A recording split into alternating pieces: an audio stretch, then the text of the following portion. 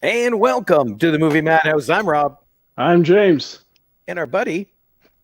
Hey, it's Benner from Black Fun Distro. Jason will be popping in, but he's on the road right now, so he'll be live feeding in, kind of like last week.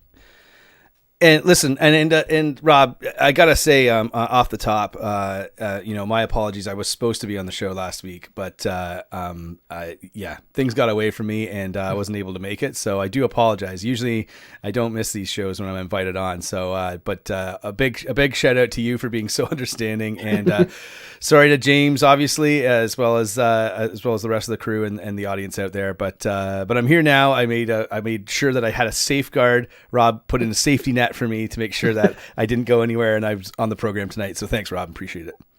Nice. It works. The guy, the bodyguard I had in your apartment there, he just said he just left because yeah. I saw you logging in, man. Everything's cool. I'm leaving now. Yep. No, don't worry. Life happens, and we all know that. That's why Jason's not here right now, because life happened to him, and he's gonna have to pipe in later. Dude, I don't remember like life being this busy like in 2019. Like it's busier now. Like I don't know if that's just me, but it's like busier now than it's ever been that I ever remember it being. I think what it is here's like 2018, 2019, 2020, 2021, 2022. We're back up to normal, but it's so much higher than the last 2 years. So it's like like an old guy sitting on a couch, like he sits there for like too long and he gets up and it's like takes him a little bit longer to get into the groove of things. We're not acclimatized to it. Yep. So if anyone's wondering, that's me getting off the couch. But yeah. Yeah, I'm the same way. There's so much stuff I'm supposed to be doing. It's like, I'll do it tomorrow. And I have to make myself go, no, I'm going to do it right now. Because if I don't, it's not going to get done because I'm just used to sitting on my butt for 2 years.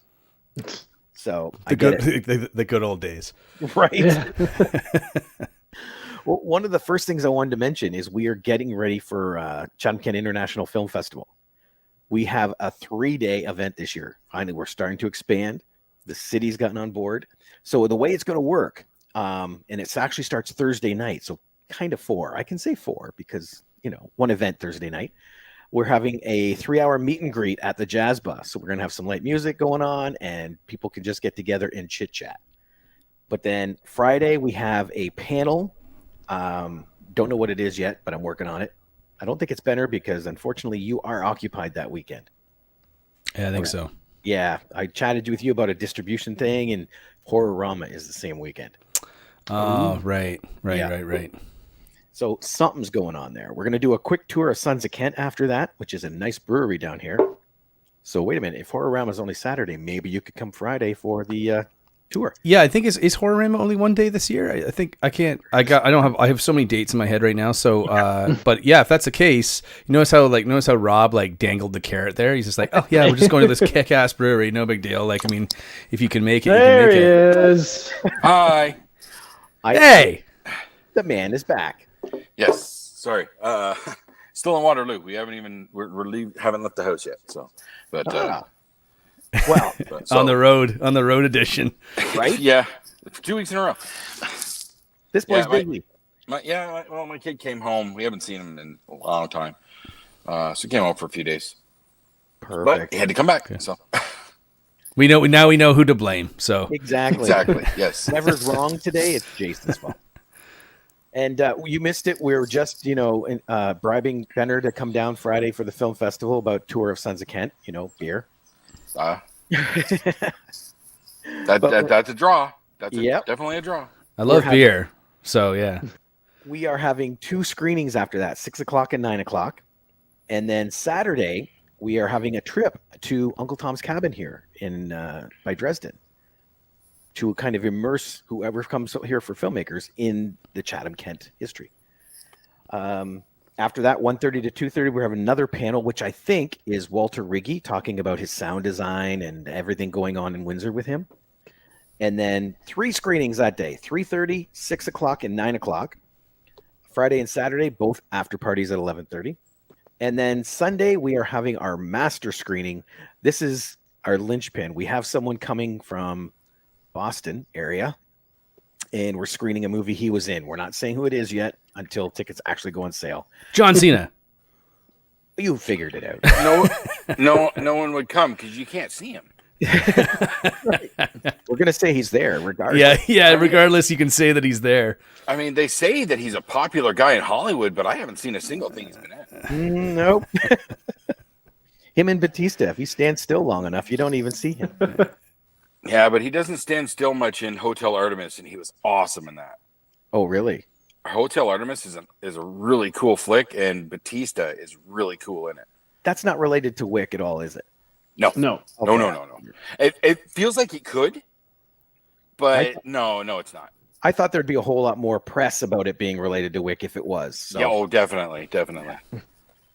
But yeah, so to wrap it up Sunday, we're having that screening. We're going to do the awards, and then he's going to do a signing. So that's all happening Sunday.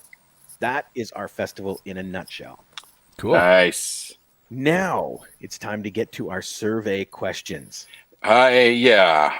There are a couple of these questions might cause a fight, but the last question in particular. Yeah, I kind of noticed there. Let's get to this one at a time. The first one. What is your favorite sci-fi movie? What do you guys think number 1 was? Star Wars is what most people will probably put. Probably.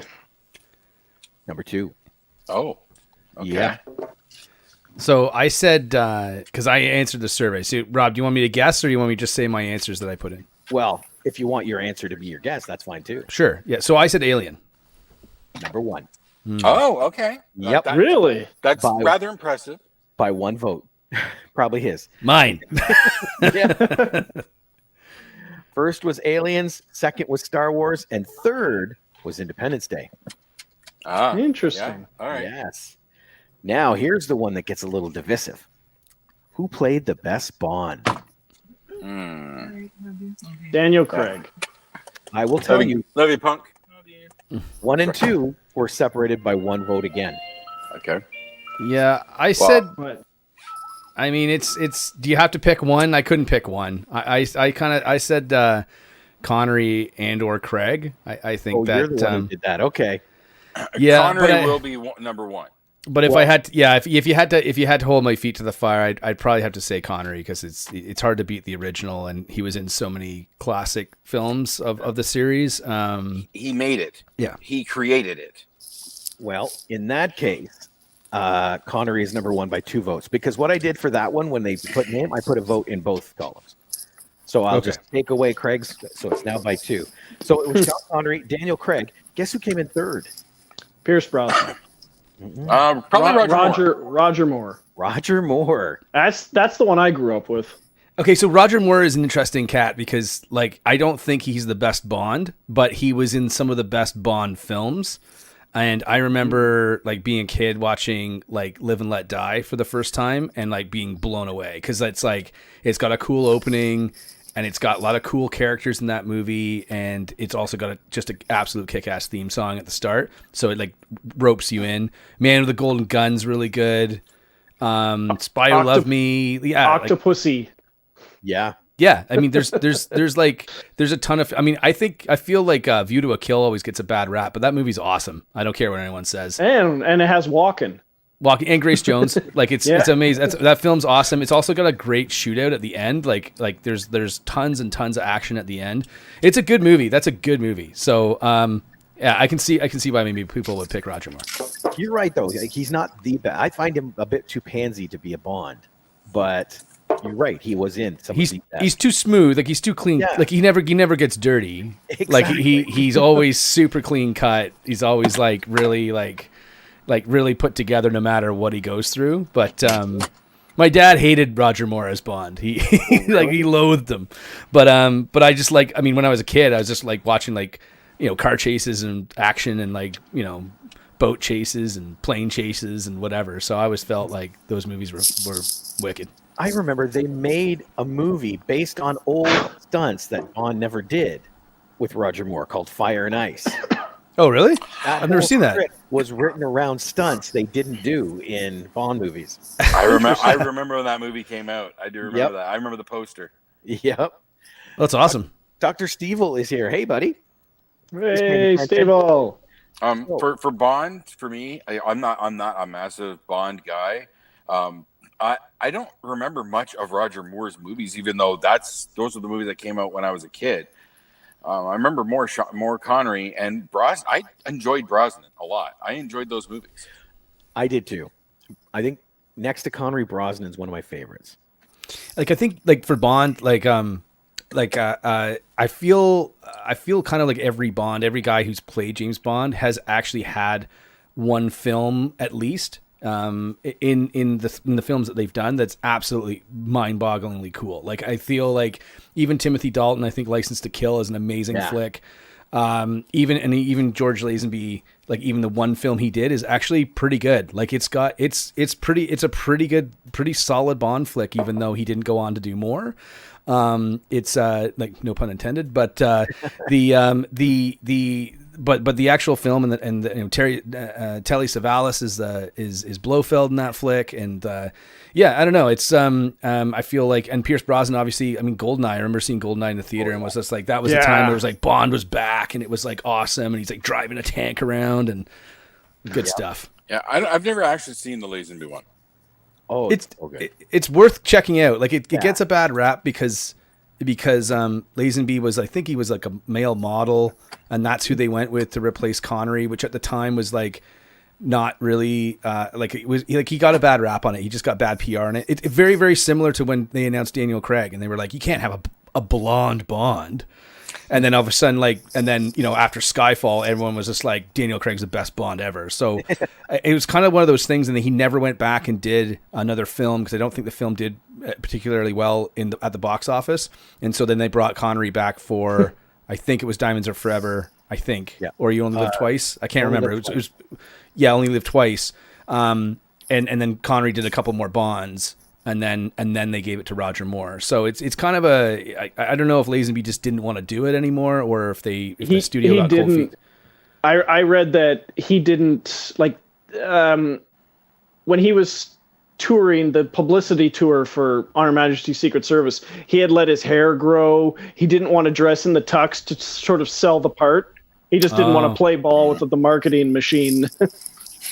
Well, it's a decent flick, and it's got a great theme song too, which is the All the Love in the World, or what's it called? I can't remember, but anyway, it's a good theme song too. It's one of the best Bond ones, and and it had the best meta joke ever in a Bond movie. I think. What's that? I don't know. At the beginning, when he saves the girl, the car chase, it goes over the thing, and they get to the beach, and he goes to grab her, and she slaps him and walks away, and he goes, "That never happened to the other guy." That was awesome. The first meta joke ever. Right? Steve said one of many Blofelds to Telly Savalas, and that was the inspiration for Dr. Evil. Oh, yeah, that makes sense. Yeah, for sure. So without Telly Savalas, we wouldn't have Dr. Steve-O right now. And Donald Pleasance played Blofeld, I think, in Diamonds Are Forever. I'm pretty sure, right? Doing the Moore ones. I'm pretty sure. Yeah. All right, number 3. This was interesting too. What is the best movie in the MCU? Now I'm going to throw an honorable mention out there because somebody put Spider-Verse. While Spidey's in it, it's not part of the MCU. Somebody put what? Into the Spider-Verse. Oh no, that doesn't count. Yeah. So what do you think the number one is? Wait, it doesn't count yet. Right. Yet. As soon as they give us that one little bridge, that one little thread, one little web, if you will, Technically, you could say it is because they've already brought in, both Sony's and they've brought in those other movies. So technically, all the other multiverses.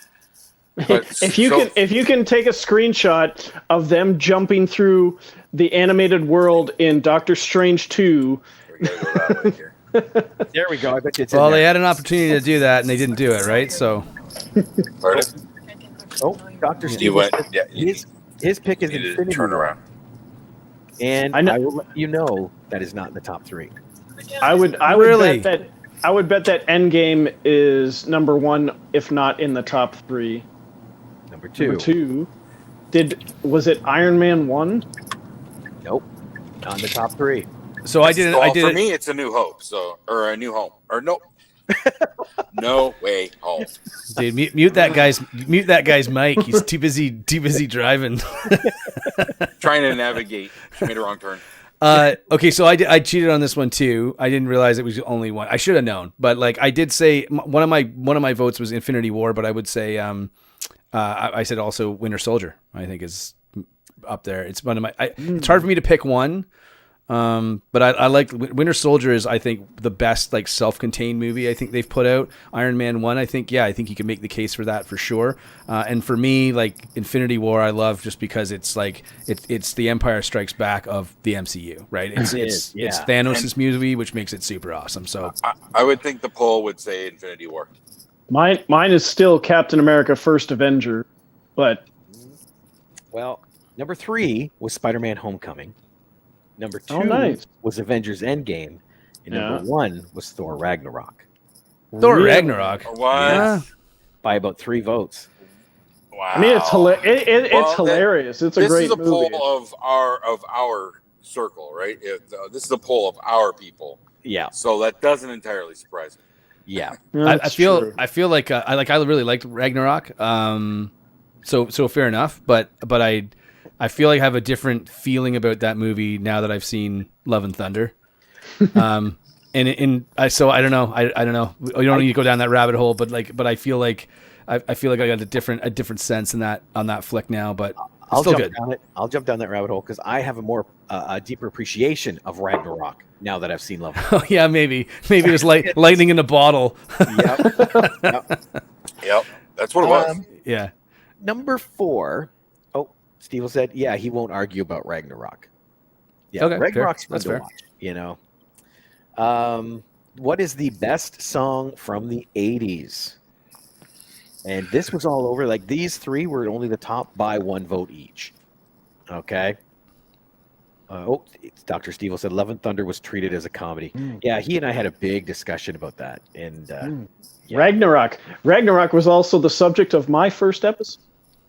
Really? Oh, yeah. That's right, too. Interesting. See how it all circles back. Circle of podcasting. So what do you think the best song in the 80s was? This is the hardest question on the survey, by the way. According to I struggled to find my favorite, but I put Don't Stop Believing. Yep. didn't make the top 3. Really? Wow. That should be. Yep. So I had a few in my head when I did this. But so a couple of them were Jump by Van Halen. I'm drawing a blank now, but the Breakfast Club song is amazing. I was just going to say that one. Don't You Forget About Me by I'm brain dead today. So anyway, Simple Minds, thank you. Yeah. That song. And but I had to go with I think I said Billie Jean by Michael Jackson, right? Is it Billie Jean? What did I say? Beat It? Maybe I said Beat It. Interesting. I do like Why didn't I think of I meant Billie Jean, but yeah, What Beat about- It. It was still, Oh, you said okay. Well, Beat It was number 1. really? Yep. okay. Who's number 1? Okay, I was going to say Thriller for the crowd. By I just 1. thought of now. What about Take on Me? That was number 3. Ah, Living on a Prayer by Bon Jovi. Honorable isn't mention. Because isn't that every song- 990s? No, that's 80. That's 80. That's the 80s, late 80s. 89, Yeah. I think. Oh, It's okay. 80s. Other than these 3, every other song listed got 1 vote. Okay. But number 2 was Relax by Frankie Goes to Hollywood. Oh. Okay. Zoolander. Yep. Now, another divisive question in our cultural world. Is the hot dog a sandwich or a taco? Okay. I actually was once a subscriber to a podcast called A Hot Dog is a Sandwich Okay. over on the Mythical Network, where they discuss food discussions like this and arguments, and hot dog is a sandwich being the first one. Yes, a hot dog is a sandwich. If anything, you could call it technically an open-faced sandwich, because all a bun is a wrapped around piece of bread. But a sandwich has bread on both sides. Not an open-faced sandwich. Yeah, but if you take a hot dog bun and you cut it in half, it's like bun, dog, bun. It's still a sandwich. And also as well, the hamburger is a sandwich. Like no one would ever say a hamburger is a taco, so therefore the hot dog is a sandwich too. Well, it was close by about 9%, but sandwich won. Because that's the correct answer. Yes. Sandwich. Sandwich? We got Dr. Hi, Steve. Is it safe for you to be in the car driving, annoying your driver? Yep. Oh, she loves it.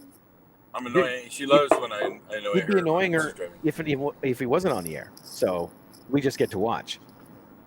Yeah, because then I get to be the DJ, and she doesn't always enjoy that. So she gets some quiet time right now. Basically. Okay. Number 6, Star Wars or Star Trek? Star Wars. Star Wars. Yep. Wars. By about 14%. Yep. Not surprised at all. Which is interesting. And I thought about this afterwards. You only see one Star Wars convention every year. It's done by Lucasfilm. It's Star Wars Celebration. But you see Star Trek conventions all over the place. That's probably a rights issue thing. I wonder. I'm betting Star Wars, Disney, they have that law on lock. Nobody can have a Star Wars convention other than them. Kind of like Creation and Supernatural and Stargate. Okay. That makes more sense then. Okay, number 8. Name one celebrity you would like to meet, and their number 1 won by about 5 votes, which was interesting. But who do you think the number 1 is? Do you want my Robert answer? Downey Jr. Oh, Sure. Go ahead, Benner. I said Steven Spielberg because he's made so many great movies of my childhood that I would love to just sit down and pick his brain about a whole host of stuff. That's why I said that's what made me pick Fincher. Like Fincher was up there for me too, 100%. Like just to sit down with that guy and just pick his That brain. answers a lot. There was 1 vote for each of them. Now I know where they came from. Only 1 vote for Spielberg? Yep. Okay, for me, it's an obvious answer. Okay, it's Kevin, of course. But the crowd, I'm gonna say Tarantino. Kevin Sorbo? Kevin Costner? Yes, Kevin Sorbo. Yes. Kevin Spacey? Sorbo. The guy that I just touches don't- kids? Wow. Oh, I didn't. You're a know about weirdo. that. No, Kevin Smith, of course. All right, then, Steve, who do you think is the number 1 celebrity that people want to meet? Oh, people or me? That's just, Both. Oh, yeah, there is a difference. oh, shit. Who do you think? Oops, someone's calling. Crap. Uh-oh. That everybody wants to meet, huh? It would have to be Mark Hamill. People like him. 1 vote for Mark, but not on our top 3. Oh. All right, then. I do know. I like Austin Powers, Mike Myers. I'll go ahead. backward. Number 3 was Dolph Lundgren. What? Yep. Really? And beating him by 1 vote, probably my vote, was Harrison Ford. And number 1 by 5 votes was Keanu Reeves. I wouldn't mind hanging out with Keanu. Like that would be awesome. Yeah. Yeah. I was shocked when I started reading it. Keanu. What the what? Yeah, but Keanu's just like he just seems like he's like a genuine. I just think that guy's just a dude, and I think also he's been in some of the biggest movies of all time, and I think that's like I feel like with Spielberg and like maybe Fincher as well. Hey James, like you would sit down with them and like you'd have a dinner with them and you'd talk to them and that would be it. Whereas I feel like Keanu would like go and do a bunch of stuff with you, like, hey, should we go ziplining, man, or like should we go like on the bumper cars? And he'd be like, yeah, let's do it, man. Hiking. He'd insist on going hiking right now. I'm surprised Nicolas Cage isn't on that top 3 too, because I mean I feel like yeah. And I know someone who's hung out with Nicolas Cage and he said it was amazing. I can see that absolutely. Back on to Mark Hamill. Have you guys seen this? He's got this ad coming out for Jack in the Box? No. He talked about it years ago where when he was 18 years old, he worked at a Jack in the Box briefly and got fired because he started doing voices over the drive-through speaker and management didn't like it. Amazing. So he got fired, and now it's Mark Hamill. He's now doing an ad where he's working the drive-through speaker at a Jack in the Box doing voices. That's when people amazing. come up, he hands them their food. Oh my god. And he's that's telling brilliant. them the story. Like, yeah, it's pretty funny.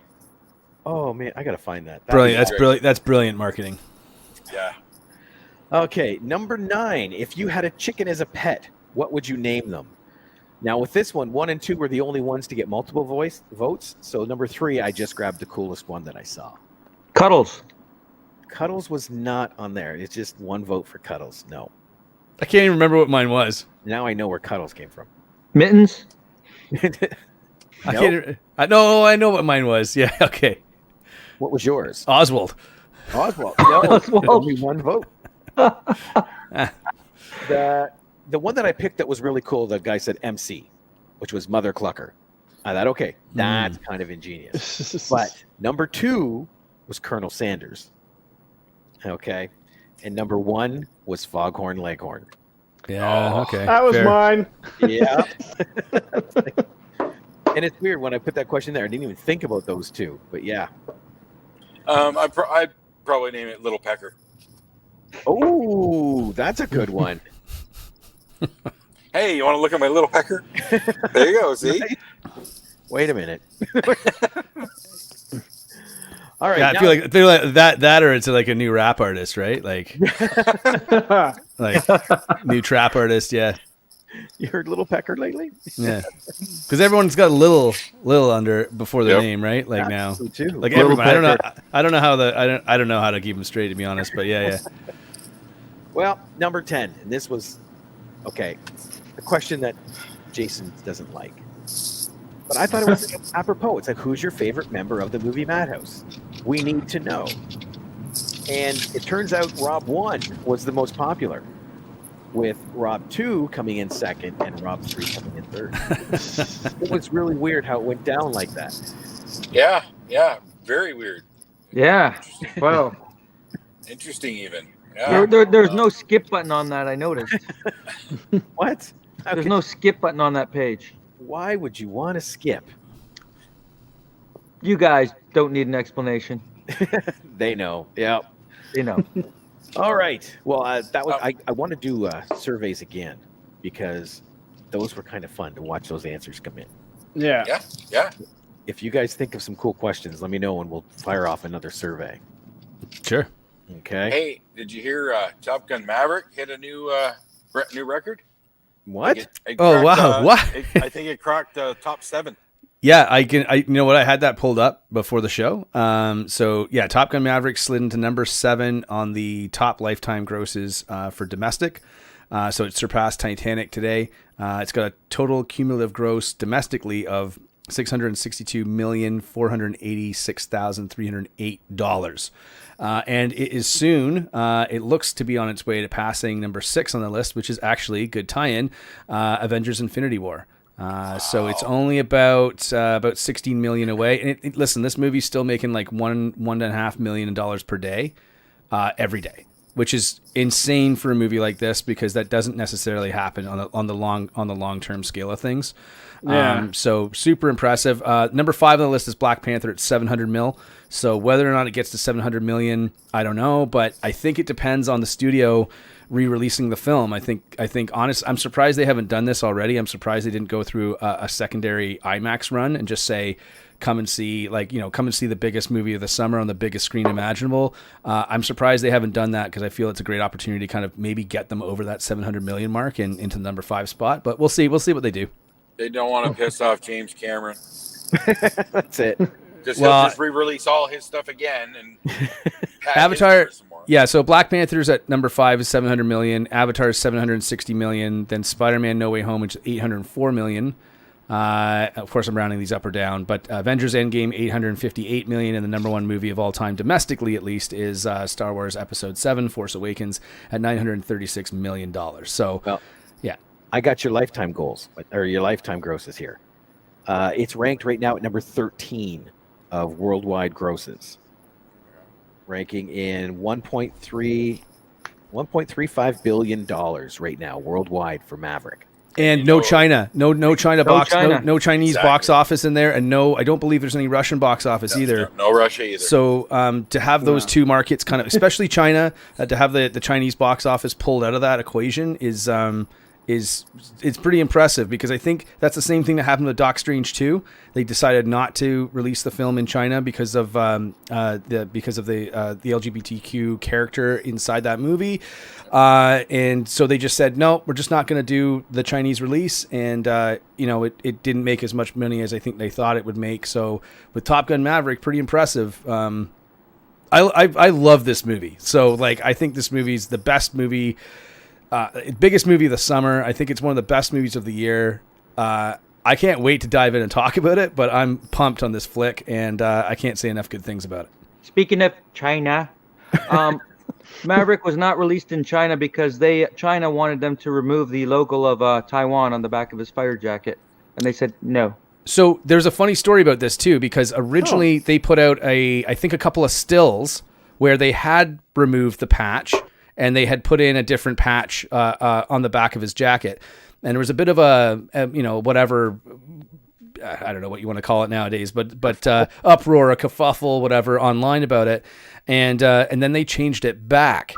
So in the final version of the film, it's almost identical jacket to the one he was wearing originally in the in the first movie. So they made that change like during production, I think. Which was very interesting, because I guess they had made that call to maybe not release the movie in China very, very early on, as opposed to maybe in post-production, like after they were kind of rolling out the marketing for it. So it's very interesting. I don't know. I'd love to know more about that from the studio and why they thought that. Yeah. I also kind of feel like it's funny, because I was talking to a buddy of mine about this, and it's like they never tell you what the who the enemies are in Top Gun, either one of the films. Like the first movie, and even the second movie, it's very clear that it's probably supposed to be the Russians, but they never categorically say that. It's just an outside threat, basically. So I'm wondering if maybe that's why they made that decision, and just not to have to edit the movie. Maybe, I don't know. It's hard to say. I mean, maybe it was Tom Cruise's decision. I mean, he's a producer on the film, so. No, Iron Eagle had the balls to call out certain countries. Iron Eagle is a good movie. That's a good, that was solid back flick. in the 80s. So yes, there was lots going on in the 80s. There was definitely a bad guy there, and Russia was always it. Today, they're kind of like, wishy-washy. It's like, if they don't name an enemy, they could be anyone, right? So it's safe. Yeah. I think that's the biggest reason, is they were trying to play it very politically correct to get as many markets as possible by not alienating one, but they still lost two anyway, Yeah, it's hard to say, because I don't think. I mean, it's just a patch on the jacket. I mean, and I'm just speaking from a North American point of view. I don't know if that would have affected the box office at all, especially because the movie kicked ass, right? So I don't think anyone really would have put up too much of a stink about that. But who knows? I could be wrong. Taiwan logo on his jacket. Yeah. So China didn't want anything to have to do with Taiwan. No, I get the story, but I didn't even notice this. Nobody did, except for Diehards. So we'll yeah. I mean, it'll be interesting to see. Yeah, I don't know if there'll be anything in the commentary about that. I'm interested to hear about, because I know there was a change made, and it was done for whatever reason. I'm not too sure what it was. So either way. So, but anyway, whatever. I don't care about a patch in the jacket. I care about how awesome this flick was, and how, like, when I came out of that movie, I was just like, I just wanted to do a fist pump and like a karate kick. And I was having a chat with friends of mine about, when was the last time you had that feeling when you came out of the theater? And I don't know if you guys share that feeling with me, but I was like, yes. And I can think of a couple of movies, but from way back in the day, like Matrix 1. I would say recently Creed. When I saw Creed for the first time in the theater, I was just like, yeah. Rambo 4, maybe The Expendables. Like, just there's a short list of films that I was just like, it doesn't do too much. It does what it's supposed to do. It doesn't feel like necessarily like a full rehash. And it was exciting that the cinematography was amazing. The camera work was pretty cool. And I saw the first time I saw it in IMAX, and it does really feel like you're in the cockpit. You do, like just wheeling around the air. So cool. Good characters, good acting, good music. I mean, good direction. I mean, I don't know what else you want in a flick. And listen, I've seen some other flicks this year and that are of, quote unquote, the same caliber or a big popcorn, big tent pole summer film, and a lot of them have been fairly disappointing as far as I'm concerned. So I appreciate the time to come on and talk about Top Gun Maverick, because I think it's just a great movie, and everyone should go and see it once or twice. Absolutely. James is here. How are you doing, James? Hi. Want to say hi to Hello. quick- We were talking about not having the China market. I looked up Doctor Strange, the Multiverse of Madness. Didn't even crack $1 billion because of that. Whereas Top Gun made an additional $400 million so far. Well, it's tricky. It's tricky. It's tricky comparison whether or not, because there was a time, like, and to be honest, and not that this has any relation to it or whatever, but like pre-pandemic, when you had bigger movies going into the Chinese market and obtaining that Chinese box office, which was a positive thing. I mean, they did it with both Avengers movies, and they did it with I think Fast and the Furious, right? So, and they were making big time money, and there was a lot of talk that, like, now that the Asian box office or international box office meant more than the North American box office. What's interesting to me is that it's a hard comparison to try and find a film in the MCU to compare it against.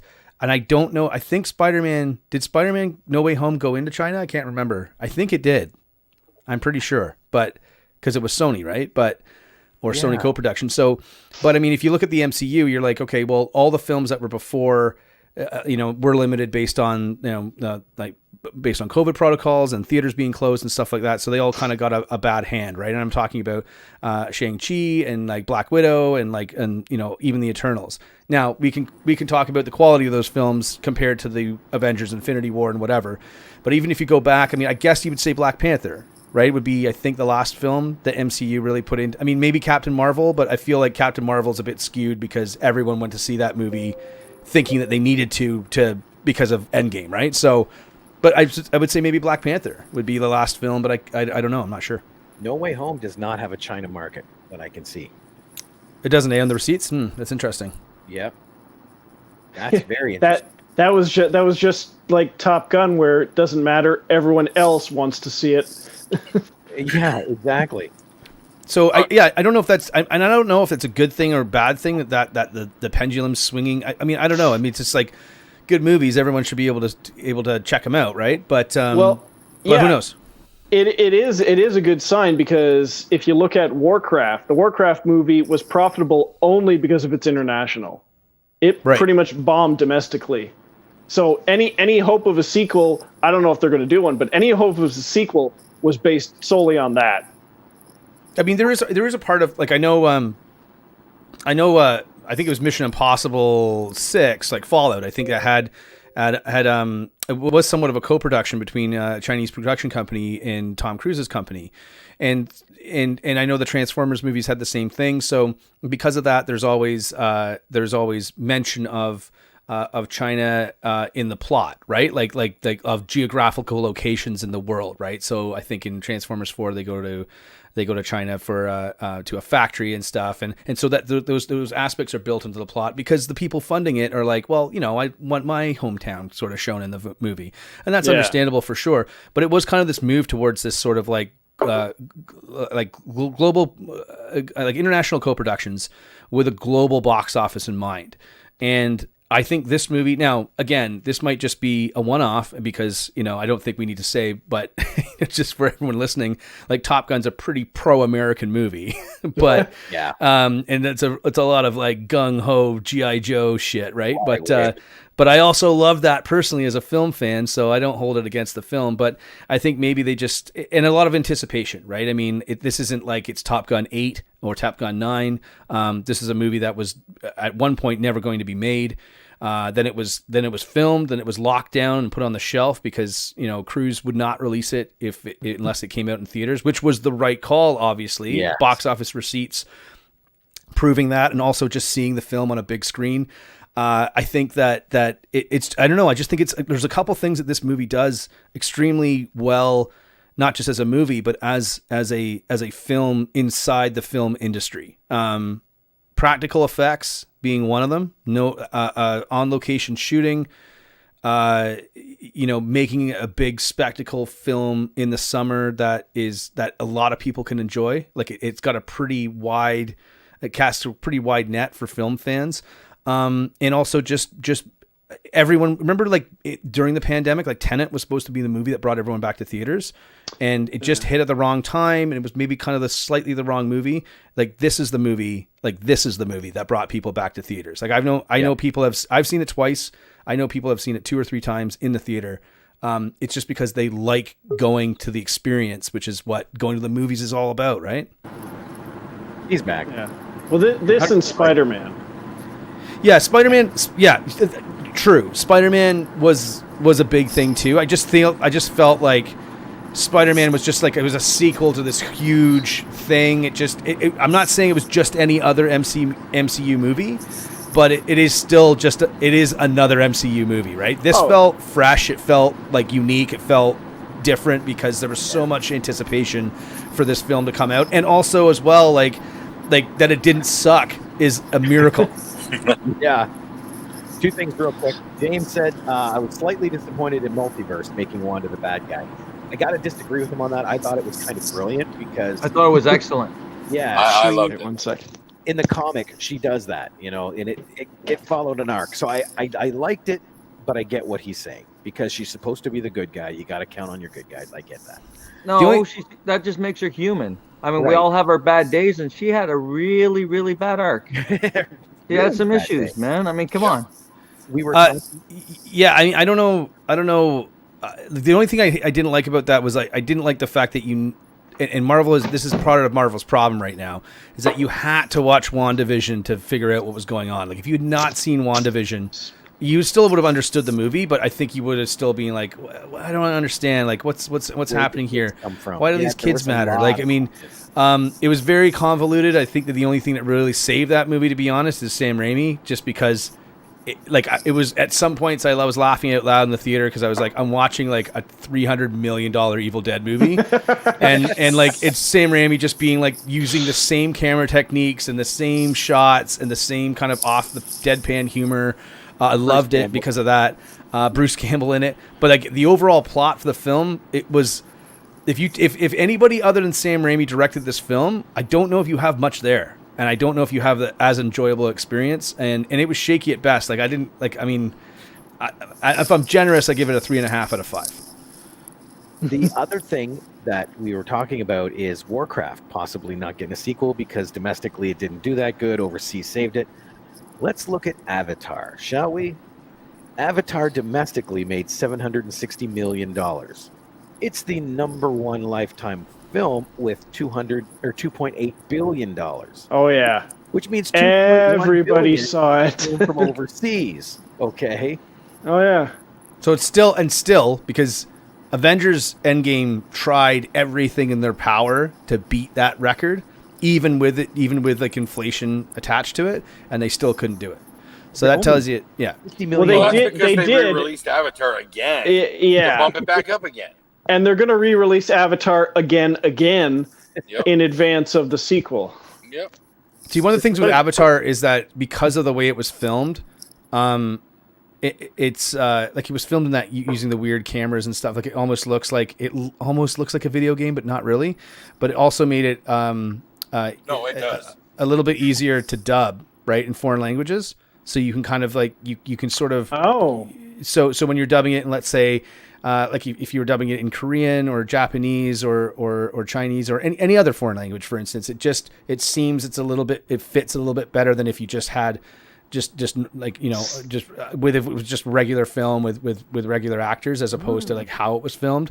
Now I don't know if that was done intentionally or not, but also it was like the first big 3D movie that came out too, if you guys remember, where like it was not it wasn't like the crazy like people spent more money to go and see it, and it was a cool. I mean, I saw an IMAX 3D when it first came out, and it was a memorable experience for sure. Like it was like the 3D was pretty impressive. It's one of the ones that I've talked about where the 3D actually accents the movie. It was designed for it. Even Ryan said Avatar had a great 3D gimmick. Yeah. Right. You wanted to see the movie, like Doctor Strange. The first Doctor Strange, you had to see that in 3D to get the full effect. Yeah. I wish. You know. Are we talking Avatar 2 as well? Like how does everyone feel about that coming out? Finally. I'm skeptical. I don't know if he can capture the magic again. But this just it. I don't know the magic. It's Pocahontas in space. That's no. literally the movie. It was a new take on an old tale, yeah. Right. But I watched it, and it's like, well, that was fun. I bought the DVD or Blu-ray, I guess, and I watched it once, and I have not watched it since. So I watched it during the pandemic because I was like, I can't remember the last time I actually watched Avatar. Like I couldn't recall. So I threw it in and watched it. And the thing that was impressive to me was that just the amount of world building that James Cameron does. And you can argue and say some of the story is, I mean, Fern Gully is obviously the other movie that's always referenced. But maybe it's a little bit of a recycled plot.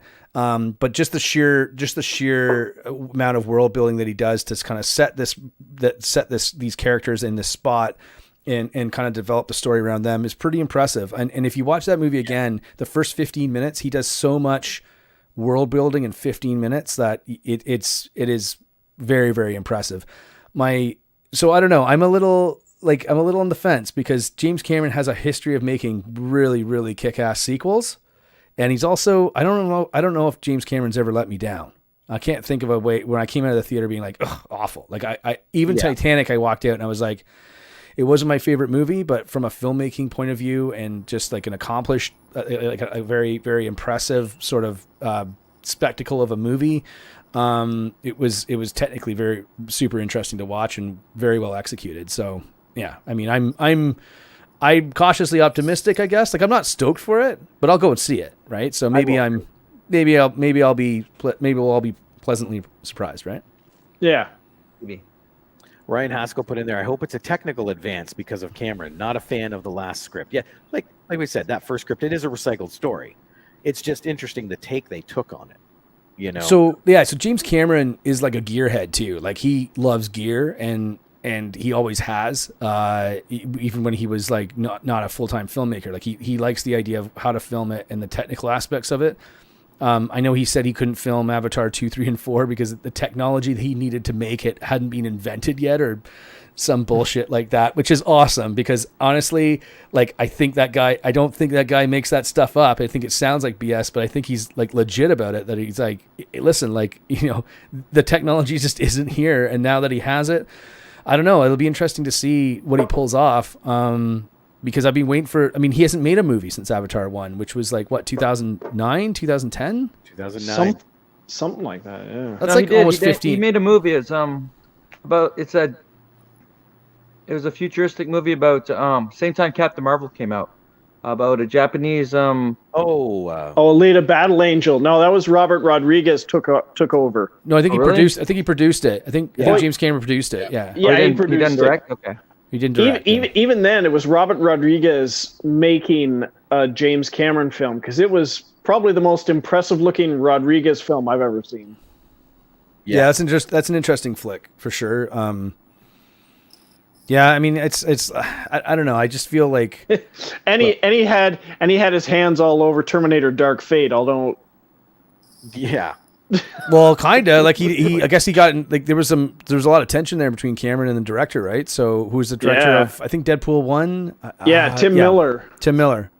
But I mean, I don't know. I mean, Dark Fate for me was it's like everything that comes out is such a mixed bag. And it's like the stuff that comes out and it's like I don't hate this movie, but there's definitely components to it that I like really do not like and that don't make sense and that are flimsy and they don't feel everything's a joke. Everything's like a wink and a nudge at the audience. Like, hey, isn't this funny? Like, wouldn't you want to see a Terminator as like a interior designer? And I'm like, no, I don't want to see that. Like, I mean, I can want to see Terminator terminate things. Like, that's why I'm here. So I don't know. It's a weird thing where everything, and this, again, going back to Top Gun, that I was so pleased with the script and how they made Maverick like not a perfect person, and that he was flawed and that he has made mistakes and he's carrying around like things like and he's the carrying only reason. And I apologize. And the only reason he's stuck around is because Iceman has kept him around. Yeah. So okay. So and we should have said spoilers if anyone hasn't seen Top Gun yet. Oh, they should have by now. But yeah, multiple times. There we go. Thanks, Rob. But I would say, like, I mean, there were so many touching moments in the film that felt earned and felt legitimate and felt like they weren't a cheesy cash in, that they weren't just cashing in on nostalgia.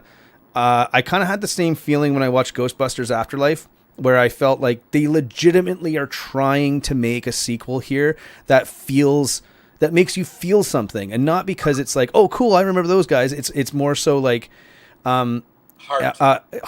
Like even the start of Top Gun, like that movie opens the same way. It's the same music. Same way. Now that music is the best music ever written, and then Danger Zone kicks in, and there's planes taking off. It's the same shots. It's the same everything.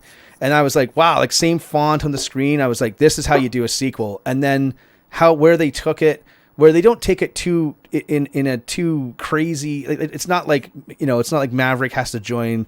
Like he's not like he's like a senator or some weird thing, right? He's legitimately like this pilot that he just wants to fly, and it just was a very simple story, but it also felt legitimate, and it felt like it belonged.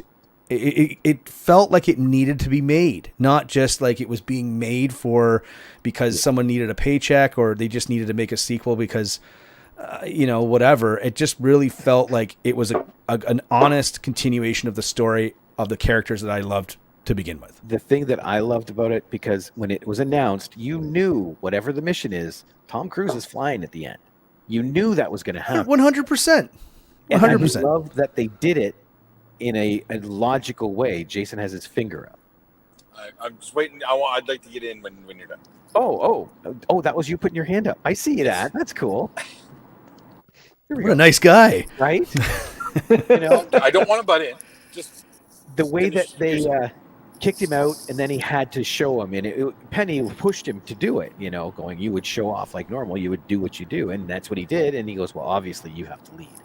It was done nicely. It wasn't a throwaway thing, and it wasn't forced down our throats that, okay, he's doing it because he's Maverick.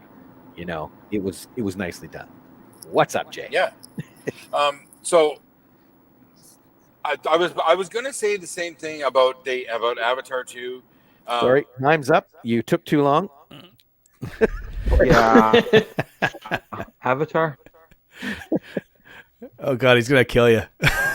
I was going to say the same thing about Avatar 2 that I initially said about when I first heard about Top Gun Maverick.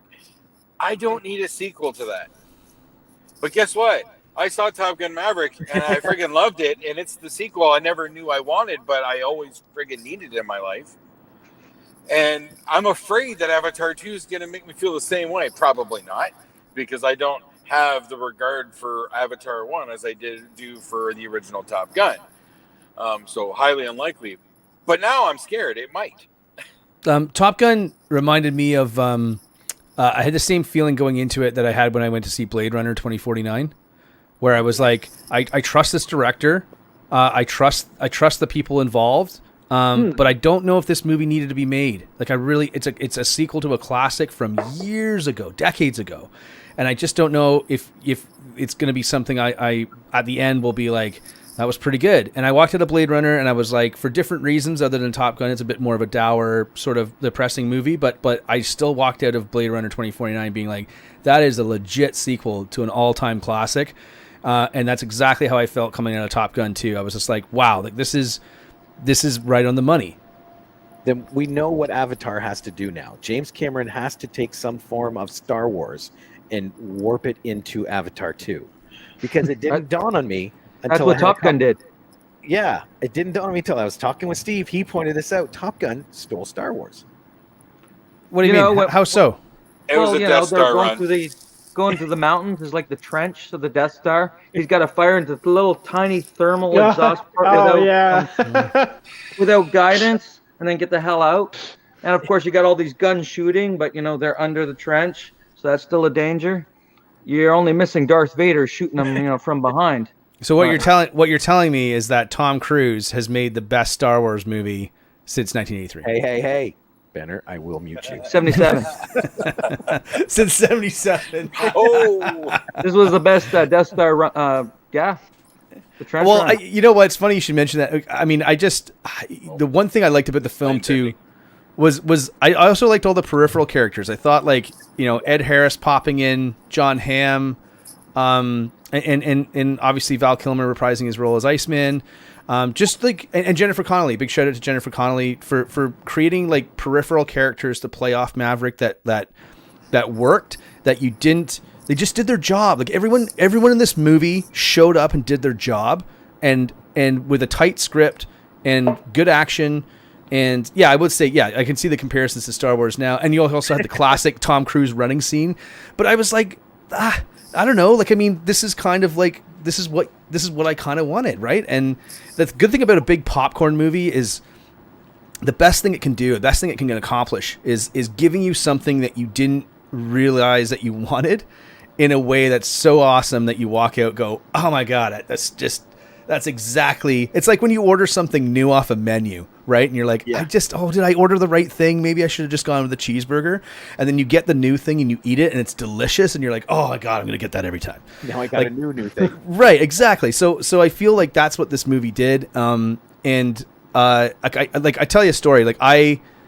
So I had a buddy of mine, he said, I haven't seen I was going on and on and on about it, like I'm doing it on this show. And I said, dude, I go, if you want to go, I'll go with you again because you should see it on the big screen. So he goes, okay, sure. So we go to the movies and we watch it and he comes out, he goes, oh, and we sat in like seats like F14 and F15 like in the theater, of course.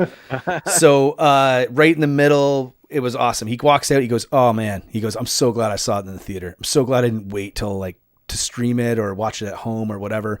And then as we were walking into the theater in the parking lot, there was these two old guys that were probably like in their like late 60s. And the guy was just like, and he's like talking to his buddy and he's like, it was pretty kind of far-fetched at the end, but still a pretty impressive movie. And I was like, that's exactly how I feel. And me and my buddy talked to each other and we looked at each other and I go, dude, that's us in like 20 years, man. Like in 20, 25 years, that's going to be us. But I mean, I just felt like everyone that's come out of the film has been like rock solid. And isn't that what you want from a flick? Like, I'm tired of walking out of movies being like, I just wish they would have done this.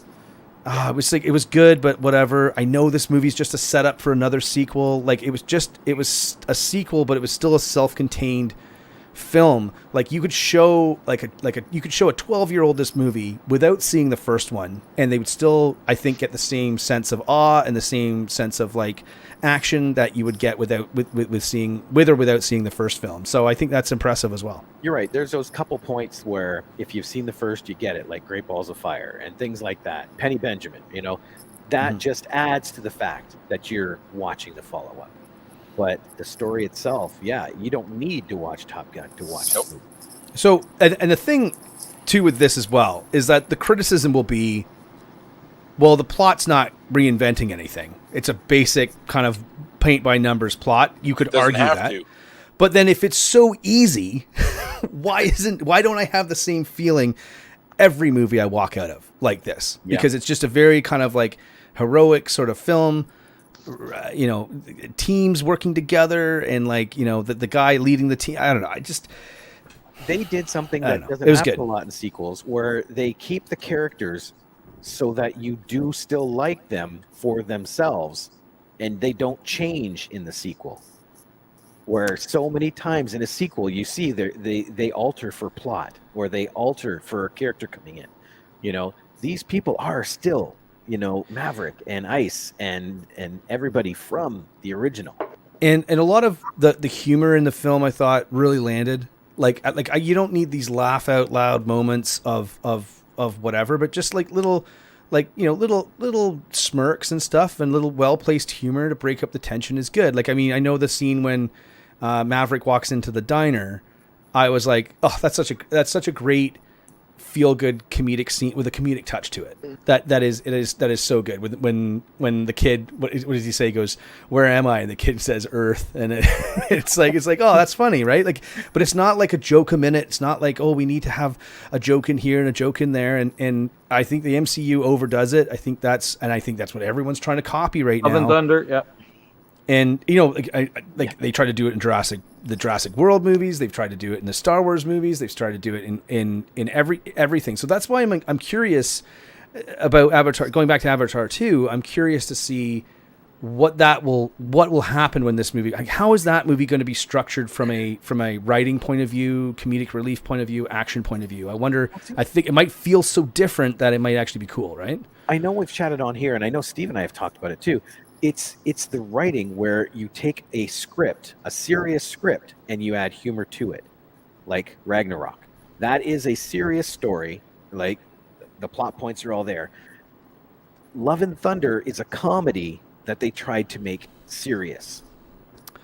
Yeah, Ragnarok. What happened with Thor? Thor played it straight, but bad things happened to him, and he kind of like shrugged it off. Love and Thunder, they tried to make him a goofball at the beginning. It kind of, you had less of that near the end of the movie, but at the beginning it's like, what the hell am I watching? Right, it was the plot point. Like that whole beginning was a setup so that he could destroy their temple and everyone would get a laugh. That's what that whole opening was for. Yeah, and it's like, I know I've read some stuff about Ragnarok, because I think this was even from Taika Waititi himself, saying he structured Ragnarok as it was an office comedy set in the Thor world, and that's what it is, and that's what makes it work, right? Is because it's like an office, it's like Office Space but with Thor. And like you said, Steve, like the Thor plays it straight in the first movie, whereas this movie is kind of trying to do the same thing with, I guess, romantic comedies, but question mark. But it just does not work, and I don't know. It lost me for him playing it straight when Chris Pratt is talking about love and family, and you see Thor's face slowly kind of start coming in. That's total comedy. Like, it's not straight at all. I had a problem with, there was two big problems I had with that film. Well, of many, but the two biggest ones were like at the start, they kind of gloss over all of the events that you've watched and been so emotionally invested in for the last 10 years. Avengers Endgame, Loki, everything, right? And so they just gloss over that in sort of like a preamble to this love adventure story craziness that they have planned, which really takes away from all the gravitas and the emotional heft of those movies that you've just watched. Okay, fine, whatever. But then after that, they continue that on with the cancer storyline, which I thought was really, really strange, like really, really strange. And I don't know, like, I like what Taika Waititi. I think his writing ability is amazing. Jojo Rabbit was one of my favorite movies of the year when I watched it. Flick. Brilliant stuff, where I was laughing in the opening credits because it was so off the wall and so unique and fresh and creative. And this, I don't know if it was just like, I kind of feel like he might be a director sort of like Tim Burton. There's another couple people that come to mind, just escape me right now, but guys that, like, if you just let them rule the roost, they just go nuts, and then you wind up with something that's really not necessarily watchable. It's very, very strange, and also as well, like, I don't know if I wonder if Marvel has too much going on right now, and because it's starting to feel like they just announced Phase 5 and Phase 6, and I was like, guys, like, Phase 4 is coming to an end. I don't know if there was that much memorable from Phase 4. No. That I mean, No Way Home. No Way Home would be the and whether or not you count that because it's a co-production, you could give some credit and say it looks like they spent some more time on that because there was 2 studios with everything in the world riding on this one film, that they put a lot more effort into the plot, into the script, into the production of the film, where it came out looking so solid. I think Marvel's got to take a step back and maybe really do that, because I think Star Wars is in the same boat. It's just all this stuff floundering around, and it's not going towards anything. At least I can't.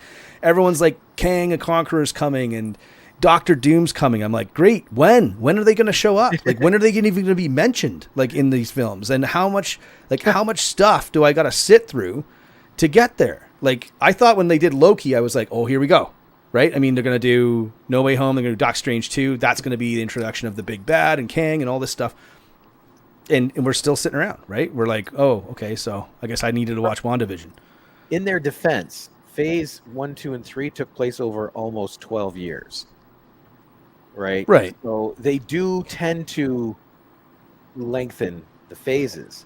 But you look at the phases, they had definite arcs, and then those phase 1 led to the Avengers. Right.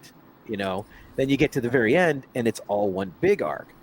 Phase 4, you're right. It seems directionless. It's just stories, and it's not leading to, and like Steve, you just said, like, every phase led to an Avengers movie. The Avengers movie was the bookend, and of each phase. And right, I mean, I think Infinity War and Avengers Endgame kind of being the bookend to the entire series, but this isn't leading to anything where it's like.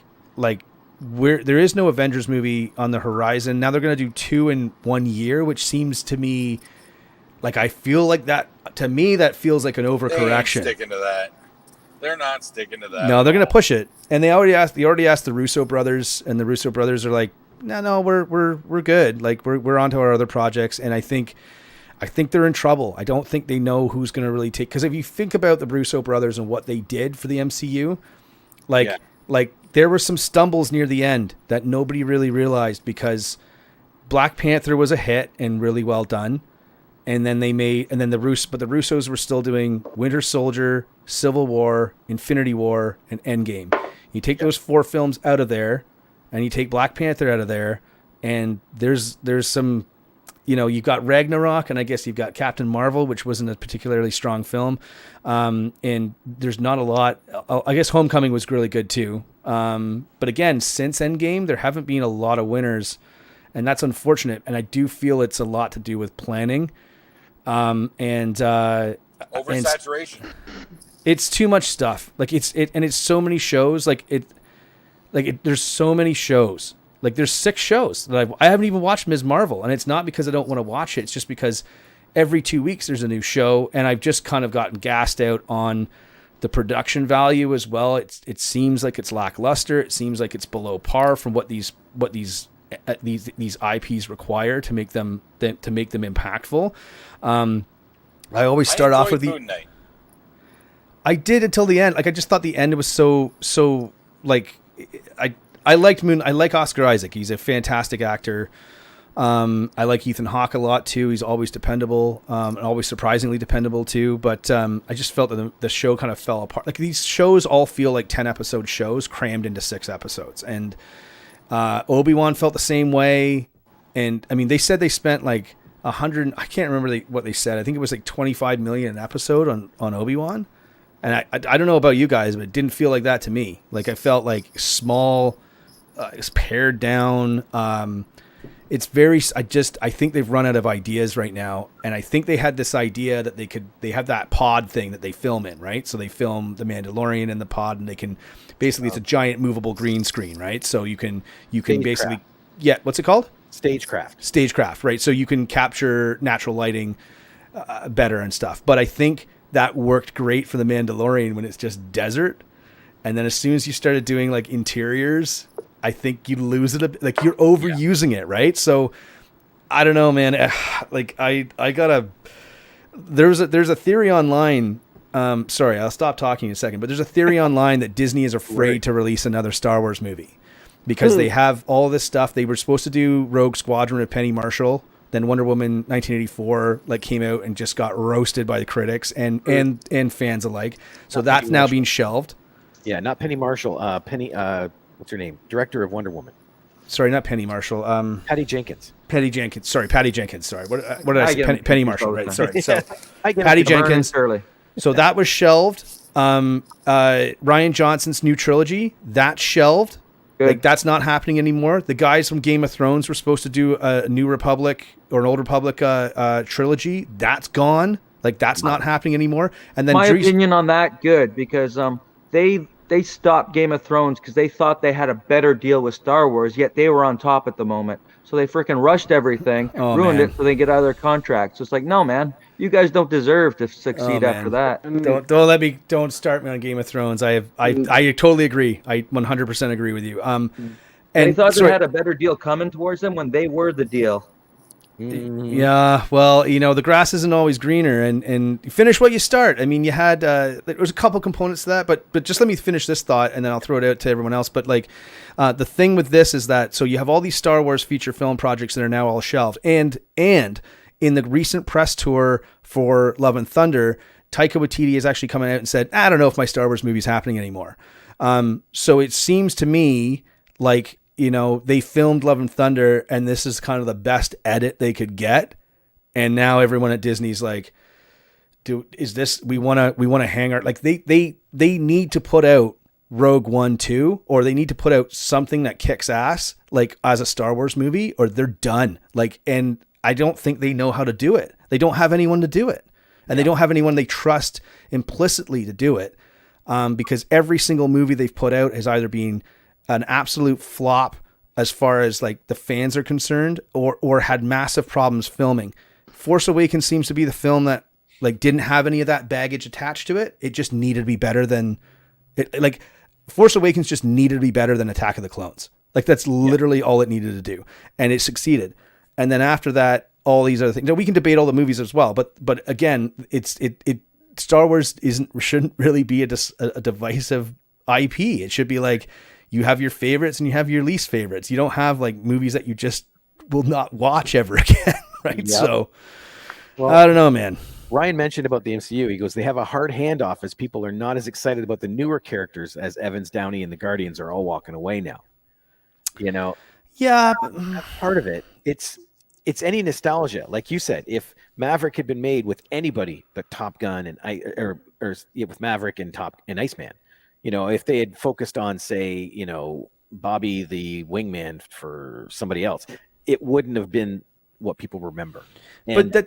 Right. So I think that's a fair criticism, a fair comment. But at the same time, too, like when Guardians came out, nobody wanted to see that movie either, right? Like it was just James Gunn is the guy that you get when you want to write this ensemble piece with all of these different characters, giving them all kinds of things to do. He's a brilliant, brilliant screenwriter. He might be one of the best, if not the best, in Hollywood, because he did it with Guardians 1 and 2. He did it with Suicide Squad, the second one, of course, not the first one.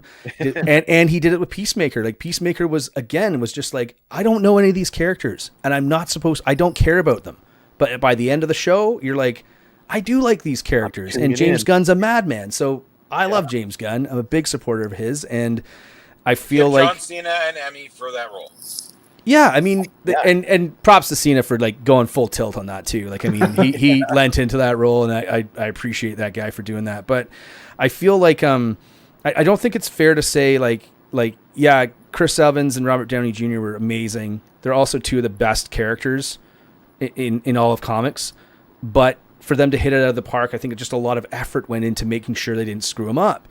And that's not to say that new characters can't be introduced to the MCU in a way that's like, oh, now I can grow to love this character and really be invested in them, like Guardians. I just don't think they know how to do it right now.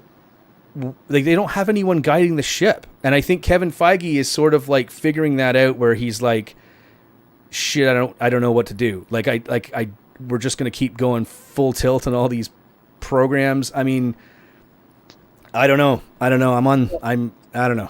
Let me see what your opinion is, because here's Phase 4. Phase 4 only has 4 more properties left, and it's done. One more property. What's that? 4 more properties. 1 movie and 3 shows. So it includes Black Widow, Shang-Chi, The Eternals, Spider-Man No Way Home, Multiverse of Madness, Love and Thunder, and Wakanda Forever. Those are the movies. The series are WandaVision, Falcon and Winter Soldier, Loki, What If, Hawkeye, Moon Knight, Ms. Marvel, She-Hulk. It says here Untitled Halloween Special and the Guardians Holiday Special. Oh, that'd be the Guardians Holiday Special. Oh yeah, I forgot about that one. That's two and they also on the Untitled 10th they're Halloween. releasing Groot. I Am Groot. Some But series. no, I'm just talking Phase 4 right now. You look at those titles. What is the direction? Like you said, Phase 1 was about creating the Avengers, right? This is Phase 1 of the multiverse saga. What did this show us? There's a bunch more color over here and over here and over here. It's the multiverse. It's the multiverse storyline. I thought WandaVision, a lot of the shows I liked up until before the last episode. Captain America, Falcon and Winter Soldier especially. Yeah. I was like, I started off strong, then I had a middling middle. Then I thought episode 5 was really, really strong. And then they just couldn't stick the landing. And the landing is everything. Steve, you're talking about Game of Thrones. Nobody gives a shit about Game of Thrones because it was so awesome to watch and the ending was so bad. Yeah. And not just I've never seen a show plummet that far that quickly, because I still felt like season 7 was really good, pretty strong, and then it just went so downhill. I think you're right. I think they ran out of story content from George R.R. Martin, so they just had to make up their own, and they had the Netflix deal. Yeah. And the other big thing is they didn't take the time that George R.R. Martin did. When people traveled, they traveled. So in episode 1, they're going to go to Westeros. Episode 4, they arrive. Okay. When you get into these later seasons with the screenwriters, as opposed to the novelist, episode 1, they go to Westeros. End of episode 2, they're there. There was no depth whatsoever to the actual country they were living in anymore. The other show that was like that for me was Lost, where it was really solid for the majority of the seasons. And then the last season, they were just so we're going to wrap this up. Right. And didn't seem like there was a clear path. And then you have these, anyway, it's you have to stick the landing. The greatest shows of all time, are shows that stick the landing, or greatest trilogies. Right. So any story arc and anything like that, you can talk about best movies or whatever, but the Dark Knight trilogy, the original Star Wars trilogy, Lord of the Rings, Back to the Future, they had these increments, these episodes, and they started strongly, good, strong middle, and they ended. You can have your favorite, but you can't really say that any of those movies really suck in those trilogies. And I think for television series, you look at shows like The Wire and Breaking Bad and MASH and Anarchy. Yeah, there's just good, strong endings that complete the story where you feel fulfilled of investing your time. And I can tell you right, I don't have any interest in seeing the House of the Dragon or whatever. No. I'm begrudgingly still watching Westworld. How is this season? Awesome. It's better than season 3, but it's a bit maddening. It's so far away from what made season 1 so cool. And I liked season 2. I actually liked season 2. I know a lot of people didn't, but season 2 was weird. But at the end, it's it was good. Yeah, just finding it was intricate and whatever. And it's I don't know if they're trying to do too much or they don't quite know what to do. But it's a little. I'm trying to enjoy it but it still does feel like it's a bit too convoluted for its own good. And I think one of the problems is that, John Nolan and Lisa Joy aren't they don't have their fingers in it anymore, right? They're just executive producers. They've moved on to other projects. And I think once you take the creatives off a project like that, it's hard to come up with the same magic recipe, right? Yeah. I found out what the Untitled Halloween special is. It's Werewolf by Night. Because the tagline, Jake tries to protect his family, his small town in Arizona, and himself after becoming the new Werewolf by Night. Werewolf by Night was not a bad book, a comic. It actually introduced Moon Knight. So is that a movie or a series or what? It's a special. It's going to be on Disney Plus. Like it's one Special. of the shows. Yeah. I didn't know that. It just there comes a point where there's burnout, and I think that I just don't quite know. Like I think the big telltale sign is those two Avengers movies in the same year. I mean, I can't tell you how much that feels like an overcorrection. Like we're gonna do all the stuff you want. We're gonna do in these two movies. Fantastic Four is another one. And then whether or not are the X-Men going to show up, like nobody knows. Like nobody knows what's happening in this spot where there's just too many things going on. And also, this isn't my thought, but like someone online I was watching that said like it just feels like it's a trap. It's trapped by its own universe, right? Because there's a thing that happened. There's a Battle of New York, which was very, very this traumatic event, this big event. And then, but now there's like an event like that in every city, like in every country of the world. And it's like, wouldn't the whole world be like on the verge of like apocalypse by now? But I don't know. Pam just chimed in. Hey, it's Dr. Steve-O. Woo. Hi, everyone else. Thanks, Pam. I think Marvel's kind of in trouble, and it's going to be, you're going to see a real like litmus test when the next few films, how well they perform. If they don't like hit home runs, I think you're going to see that schedule change dramatically. You think so, eh? I think so. Well, from what I've heard, there's been some speculation on the two films. And if the speculation is right, I think it could work. Because the Kang Dynasty is where Kang comes in to try and eliminate all the other Kangs and take over the world kind of thing. They're going to do an Infinity War where at the end he actually succeeds, right?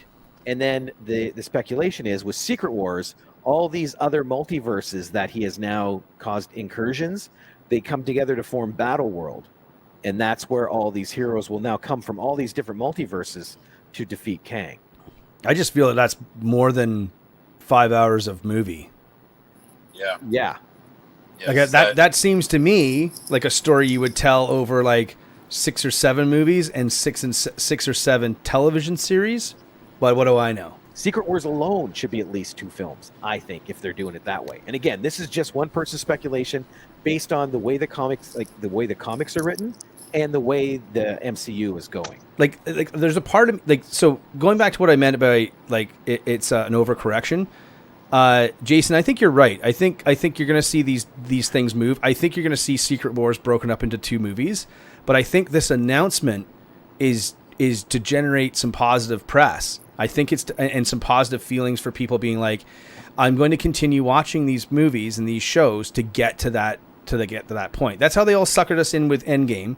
But it was a journey that we all liked doing. Like we were all on it together, and we were all like, man, it's going to be. And then Infinity War was solid, and so now you're invested in Endgame. And they were shot. I think they shot those back to back anyway, right? So yes, it is. I feel right now. I feel there's an immense amount of pressure for Black Panther 2 to succeed. Yeah. I think it will, regardless, just because of how good the first film was.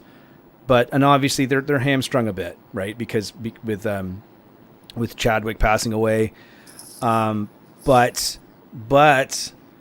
you know, as much as we say Iron Man 1 is awesome, we very rarely say that Iron Man 2 was a worthy sequel to it. So I feel like if that comes out and it's not great, I mean, I can't again, I mean, I don't know how excited I am for She-Hulk, like the television series. Like it just feels. I still haven't watched the new trailer for that. I'm afraid because it's just like did not look good the first time around. I think it's going to be fun. I just don't know fun series. What it's going to add.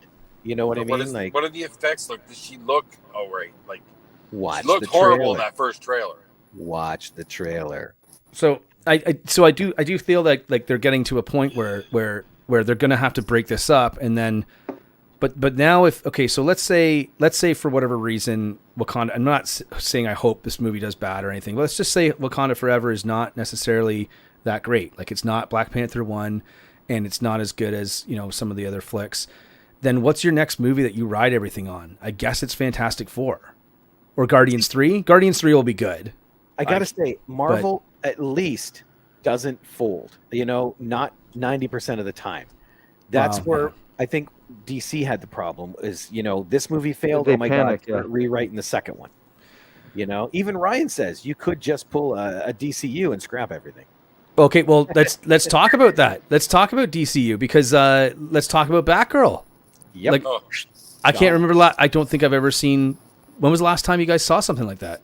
Where they just shelved an entire completed movie and said, "Yeah, we're not doing anything." with it." $90 million Corbin's just Fantastic Four. poof. Not even big names in it. Not even streaming it. That's the weirdest part. Why would you spend that much money in a film and just shelve it? So I have a theory on this. Mhm. Obviously, but I think they're. I know they're redoing the DCU like we just saw that comment, right? That they're scrapping everything and starting from scratch. There's like the DCU is so it's still weird. They're releasing Flash. Are they though? Because I think they're going to can it. There's Well, They for the can't moment, take they that say much they're of a hit. They releasing can't take both of Flash. them. yeah, for the moment it's being released still. But Ezra Miller was just arrested again today. I think. I'm not making that up. I think he's in. I think they were. Sorry, they were arrested for burglary or something. Anyway, so I just have a feeling. I have a feeling that they're like, what do we do with this movie?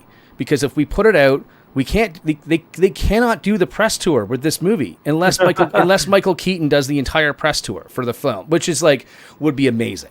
But again, the DCU is saying, okay, we're going to scrap everything and start from scratch. And we're going to build up this 10-year plan like Marvel did, like they should have done before. However, you still have the Batman. What universe does that belong to? Is that a separate thing? You have the Joker 2 that was just announced, which is going to be a musical with Lady Gaga playing Harley Quinn, which that's a movie I don't think I need, but I'm interested because it's just such a batshit idea. No pun intended. And then the... Actually, Lady Gaga's pretty good. She was amazing in the House of Gucci. I'm a huge Gaga fan. I think she's one of the most talented songwriters of our era, and actor as well. And she's a decent actress as well. House of Gucci, she was probably the best thing in that movie. But again, it's like then you have this stuff, and then you have Aquaman 2, which is still going to involve Ben Affleck as Batman or Bruce Wayne. So that's still tied into kind of the Snyderverse. And then they have all this stuff. So. The idea, I think, and I don't know this, but the idea is what I heard was that the Flash movie, Flashpoint, was I think that's what it's called, right? Flashpoint? Or that movie was supposed to solve a lot of this stuff. It was going to bring the Batmans together, and it was going to do a few things where it would kind of reset the timeline or reset this sequence of movies. But now if they don't release that, I just don't, unless that movie is the best movie that DC's ever made, I don't understand how you put out that movie and you say, here it is, and it doesn't just get ripped to shreds for multiple reasons unless it's a great movie. And I think that part of me, I think they tested that out on Batgirl. And I think they said, let's shelve this movie and let's see what everyone thinks. And let's see what everyone says. Somebody's favorite filmmaker has already come up and condemned DC about it. And it makes sense. He goes, it's an incredibly bad look to release Flash with everything going on with Ezra, and you are 100% right. He was charged today, and then turn around and cancel a Latina Batwoman movie outright. Yeah. It's a bad look. So that leads me to believe that they're kind of maybe just saying the only way that we can do this is if we cancel everything. But then again, you kind of have to cancel Aquaman 2, which they're not going to do. But maybe they will because of the Amber Heard stuff. There was talk about them refilming all of her scenes. I wonder if there is talk inside Warner Brothers saying, "What if we did this?" That's Marvel. They just need to hire the dude that Disney hired to do the Mark Hamill remake on Mandalorian 2. They need to hire that guy, pick somebody different. I don't know. Charlize Theron. She's in everything, right? And have him digitally put her face over top of Amber Heard. You don't got to refilm anything. Oh, Amber Heard. I don't know. I didn't. Put Johnny Depp's face on top of Amber Heard. Yeah. That'd be cool. I don't know. I didn't like that CGI in Star Wars, in Mandalorian. Mandalorian 2. I hated it. The first one was a bit iffy, but in season 2, they so much better. Oh, you mean in Boba Fett? Yes. Oh, sorry. Yeah, Mandalorian 3. That's what I was talking about. Mandalorian Sorry, no, 2.5, yes. I'm wrong. You're right. Mandalorian 3. Yeah, they got it better because everyone, like the legit film fans out there that aren't afraid to like criticize the IPs that they love, said that looked like janky CGI, and why wouldn't you just like not show his face or just cover it with the hood or what? And then they fixed it. So I actually don't know. They fixed it? Didn't they hire the guy that did it? Did it on his own. He redid the scene. Yeah, and they hired him. So I actually haven't gone back. I always wondered this. I haven't gone back and watched Mandalorian season 2, the ending of that scene. I wonder if they went back and fixed it. Like, I wonder if they went back and digitally augmented it, because why would you not do that? I mean, they've done it with, like, speaking of Game of Thrones, when they like digitally etched out the costume Starbucks cups, and there's a guy, I think was it not Solo? It was one of the shows. It might be where there was a guy in jeans, and he was he's just like standing by he just got cropped in. So it was just. I thought that was Mandalorian season 2 as well. Yeah, maybe it was, and they digitally airbrushed him out or whatever. So they can do that stuff. Like, why not fix the products that you have? And I mean, digitally altering Star Wars. Lucas, isn't that's like, it's like, you know, it's like par for the course now. But I don't. Yeah, I mean, the Warner thing Brothers is, should just film Grant Gustin doing all of Ezra Miller's lines from the movie, and then just deep fake his face over Ezra Miller's for the entire Flashpoint film, and it's done. Every time Ezra Miller's supposed to be on screen, they just cut away to Grant Gustin. No, just deep fake his face over top, saying the same words. Well, there was some talk that Sebastian Stan was going to play a young Luke Skywalker because he looks very, very close. That was an online wish list. That was like an online petition. Oh, was okay. Well, I don't know. I heard it online, and I looked at the guy's face, and I thought, hey, that could work. It says, "Who's the new Flash?" Well, we don't have one yet. Yeah, there might. The current one's going to jail. There is like, there must be some talk inside DC and Warner Brothers, and being like, what if we just canned everything? What if we just canned everything? But they just announced this Joker 2 movie, and it's very bizarre. Like, safe there, because that was never part of the DCU. Right. And the Batman seems to be its own thing too. Yeah. It's going to be, I guess they're going to do a sequel, maybe not, I don't know, but again, it's just like, and the Batman property is so hot that they could make a movie every 3 years and everybody would always go and see it, even if it was garbage. Like, the people would at least go and see it opening weekend. But I don't know. Where's Joel Schumacher? Let's give him a shot. Yeah, he's not with us anymore. Franchise killer. So I don't know if I'm not quite sure what I think Marvel has the same way. Like, Endgame was the end. That was the story. That was the end of the story, and they did everything they could to stick that landing, and they stuck it. Yeah. Now, outside of that, what's the end game? Like, what's the end of this story? And it's almost like, I guess, Secret Wars, but it's almost like they don't have one. And same with Star Wars, and same with, like, even Star Wars. Like, even Rise of Skywalker was just like, what is the end? Where's the ending of this story? Like, where are you trying to get to? And it doesn't seem like it's anywhere. And that's really frustrating.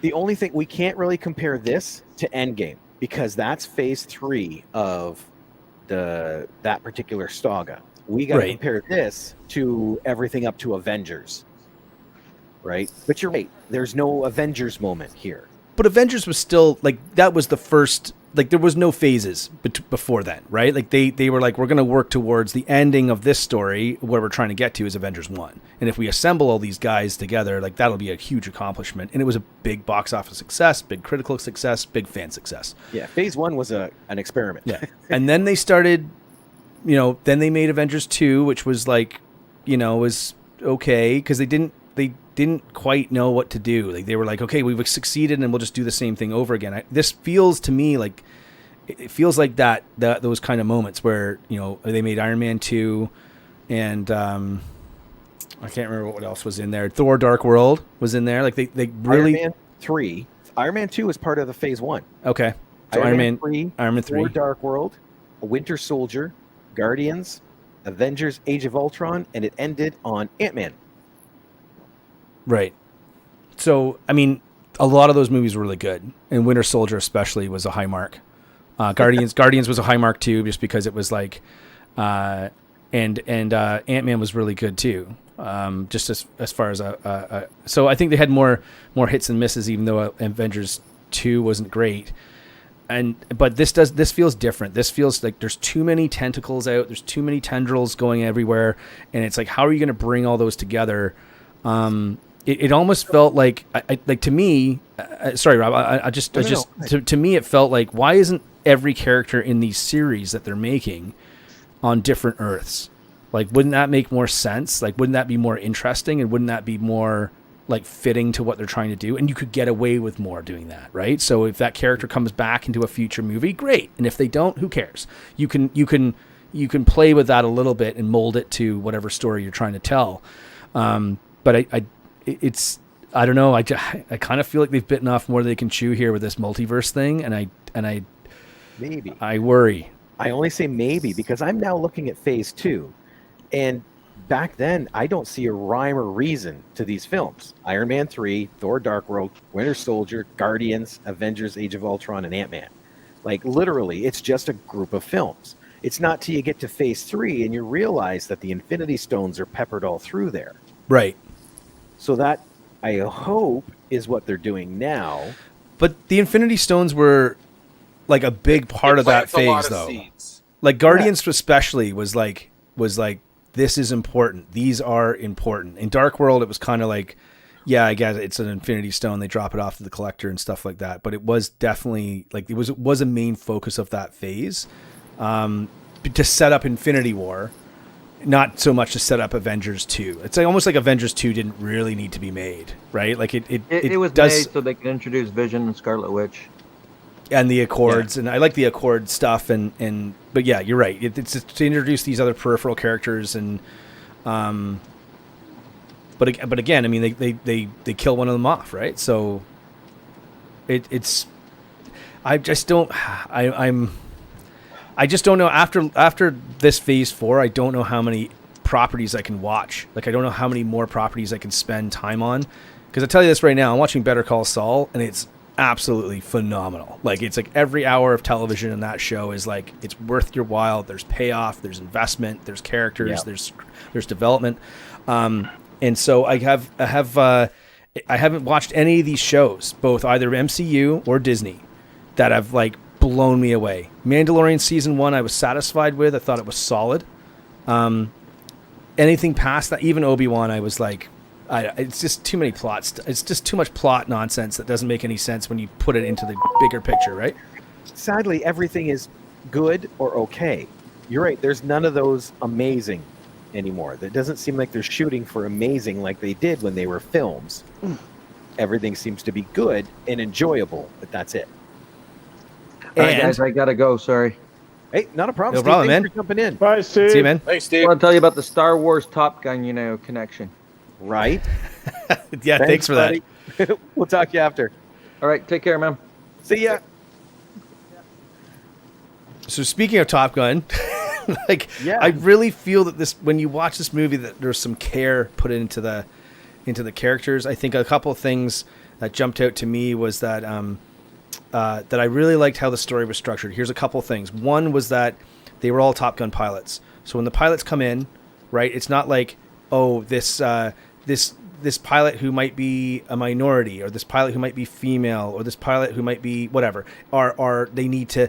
It wasn't that at all. It was just like, here's the best of the best, right? Like, these are the elite. They're all graduates. So right away, you already know that they're all qualified. The guy who is like kind of like sort of the butt of the jokes is obviously Bob, which is Bill Pullman's son, believe it or not. So Yeah. Which I thought was great. Like, I mean, some comic relief in there. Like, and again, Brewster not having to go through this sort of like this convoluted backstory. No, he's a pilot. He's like his dad. He followed in his dad's footsteps. He graduated Top Gun, and he's a top elite fighter pilot. It's like, so all this stuff was set up in a really, really, really smart way where you didn't really need to question it, and you just believed that was the scenario that they were setting up. The other thing was Jennifer Connelly being a credible love interest, who was, there's a lot of talk about this just in online stuff like that, just in general, but age-appropriate love interest. Like, I think there's like 4 or 5 years between them. she looks phenomenal, and she's always been an exceptional actress. She plays off the little things. The scene that I clued into this a lot more the second time I watched it was the scene when they go on the boat, and the general, like, the levity of that situation between Tom Cruise and Jennifer Connelly, like, between their characters, it feels real. Like, there's a few chuckles in there that I think are, like, unscripted, and I think the chemistry's there. It plays off of one another. Just very smartly written script. Even if it's basic, it's very smartly written, and that's what I think these bigger blockbuster movies need to get back to say, what story are we actually telling here? Well, it's cool. When you talked about it earlier with the humor, you mentioned how, like, they didn't ham-fist jokes or anything. You're right.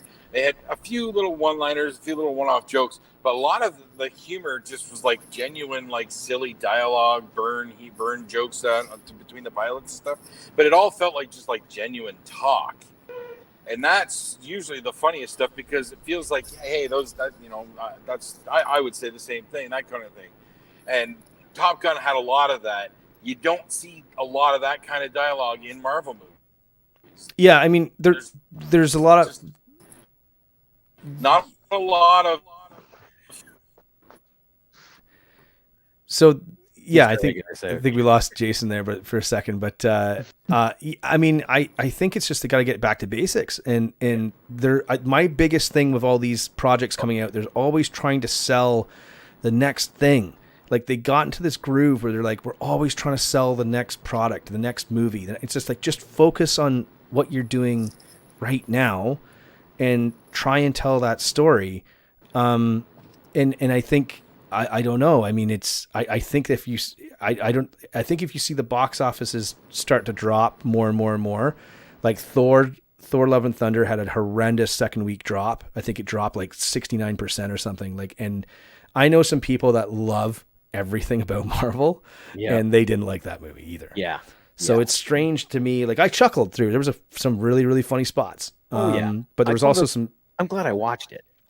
But would you ever watch it again? Like, I don't know, probably not, right? And the worst, and again, like I mentioned this earlier, but the worst representation of someone dying of cancer is like, to me, on a personal level, like it's just, it's really frustrating for me, because it's like it doesn't even look like that, you know. And not saying that movies are real and it's a lighthearted movie. I'm not saying, but it's like, you got to be careful with how you treat some of that stuff. And what's crazy about that film is that all the work that Christian Bale did in it was pretty fantastic, because he shows up every time he shows up, and I just thought there was some other story they could tell that would have been like really, really cool there. And yeah, I don't know. It's even the people I went to see it with. I'll tell you something right now. I went to see it with my spouse and my friend and his 14-year-old daughter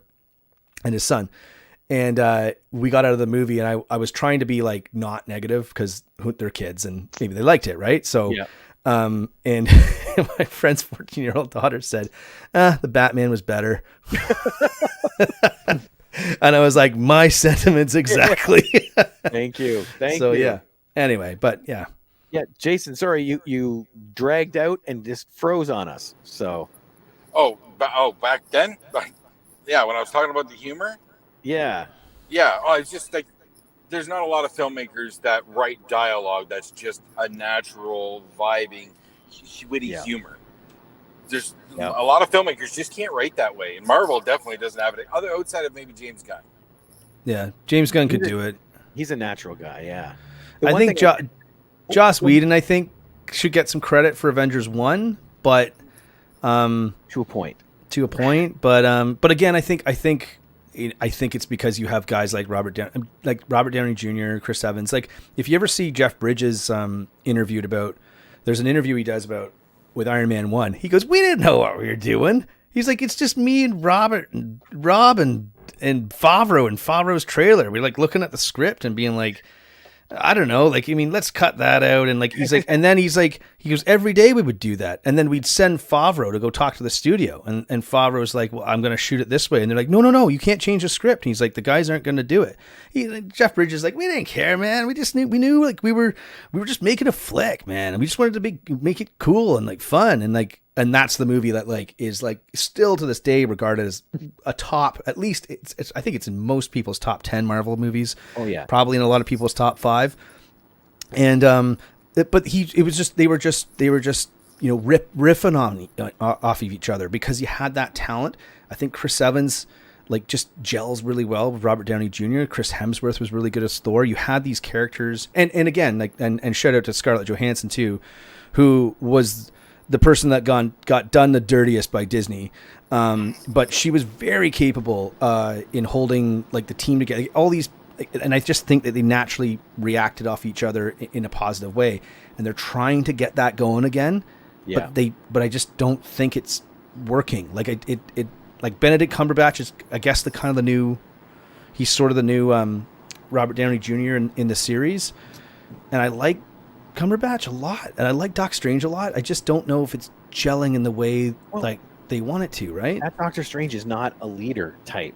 He's very solo, like right, yeah. Look how he treats. He's a good advisor, but he can't lead the whole thing. Who's going to lead this team, right? Who's going to lead them? Mm-hmm. Right now, nobody. Tom Holland. Here we go. Oh, but nobody knows who he is. Oh yeah, that's right too. I don't know. It's to me it's yeah, I just think they're a bit rudderless right now, and that's frustrating as a film fan. A lot, and again, like I was saying, like a lot of big tentpole movies have come out recently where I've just been like, oh my goodness, like that was, like I went to see Jurassic World 6 and it was like. It was like a movie like Phantom Menace where I went in, I was like, I'm having a good time watching this. I really am. But I knew in my heart, in my head, in my heart, in my soul, I knew it was a shitty movie. And like, when I got out of there, I was like, yeah. And like, I was like, I can't defend that movie. It's just, it like, it doesn't deliver on what it promises at all. And also not from the end of Fallen Kingdom. You're right. I don't know. I went into that. I don't know. I was like, as soon as anyway, that's a story for another day. However, big shout out to Prey. I gotta see because it was a good movie. No spoilers because it's brand new. We want people to have an opportunity to check it out. Not as good as not the best Predator movie ever made. No. I don't even know if it's the second best Predator movie ever made. But it's a solid attempt to make a good, solid movie. And that gets credit. Accurate? Not at all. I want to see it. Okay. Not at all. I gotta watch it. But like Benner said, when you get done, you're like, "Ooh, damn, that was good." I can't say enough of good things about the lead actress. She's absolutely phenomenal to watch. She's just got a thing about her that's it's I don't know how to put it. She's just very engaging in a similar way that like Robert Downey Jr. is sort of like you're always interested to watch him when he's on the screen. I got the same sense as her when she's on the screen in this film. We'll save this for another discussion when everyone has a chance to watch it. But like I was like this is working more than it isn't, and that deserves some credit because. For a long time, they've tried to make that franchise work, and they can't figure it out. And Alien, they can't figure it out for some reason. Like, if it didn't happen in the 80s, like they have a hard time, right? In that same show, then we're gonna have to have everybody watch Bullet Train, and then we'll chat about. Oh yeah, I gotta see that. Oh my gosh, is it good? Oh, really? Eh? Okay, I was on the fence with that one. I was like, do I need to go see that? This is one of those ones where you were talking about cross-country, collaborations. It feels very strongly like that. Okay. And who's the director? The director guy who did Deadpool 2, which I loved. I thought. God, what was his name? David Light, I think. There we go. Thank you. Yeah. But yeah, it's a ride, and I want to watch it again, but I want to watch it again just to make sure I actually enjoyed it and it wasn't just all flash. You know what I mean? So it is getting those kind of mixed reviews. Well, and that's maybe why I enjoyed it when I went in, because I had heard a couple really bad reviews. And then Cam said, let's go see it. And it's like, oh, all right, I guess. And boom, he and I had a blast. It looks like it has a feel, like it kind of looks like it has like a bit of a John Wick feel to it too, like that, like Nobody and those Wick are gritty. This one is not. Like it's dark and it's vicious, but it's also very light. What was that movie? It was on Gunpowder Milkshake. It's kind of what like it reminds me. Yeah. Okay. Yeah. All right. So let's wrap this up. Bring it back, Top Gun. I'm going to ask Benner to explain something that we talked about on the last pod. Why? Oh man. Why is it that Maverick and Rooster do not have to have people in the back, but every other pilot does? Because they're the best, man. Like, well, no, not necessarily. Because in Top Gun 1, spoiler for anyone who hasn't watched a movie that's 35 years old, but like Top Gun 1, Goose dies, right? And in the yes, two O's in Goose.